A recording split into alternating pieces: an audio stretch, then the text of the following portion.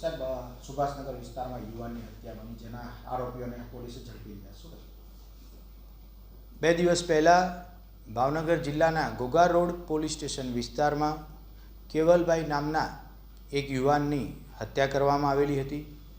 સમગ્ર મામલે તપાસ કરતાં આ હત્યામાં અર્જુનભાઈ સાઠિયા, ભરતભાઈ સાઠિયા અને ભાર્ગવભાઈ સાઠિયાનો મુખ્ય રોલ હોવાનું જણાઈ આવેલ.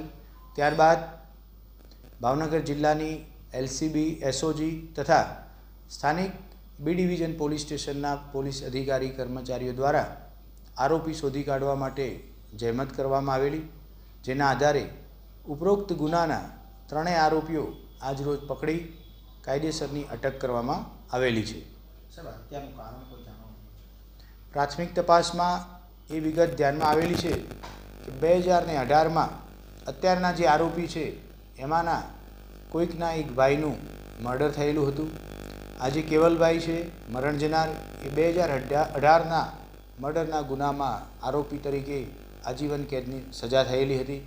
આમ 2018ની જે મર્ડરનો ગુનો હતો તેનો બદલો લેવા માટે થઈ અને અત્યારના મરણ જનાર કેવલભાઈ ઉપર હુમલો કરવામાં આવેલો હોય અને એની ઈજા દરમિયાન તેમનું મૃત્યુ થયેલું જણાઈ આવે છે.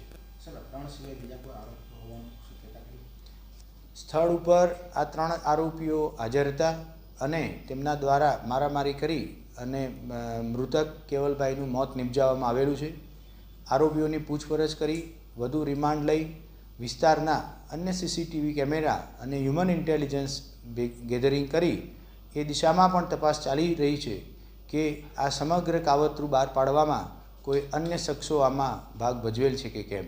સાહેબ, ધોળા દિવસે આ હત્યા કરવામાં આવી છે, બ્રુટલ મર્ડર છે, તો કાયદાની વ્યવસ્થા કેવી રીતે જળવાશે?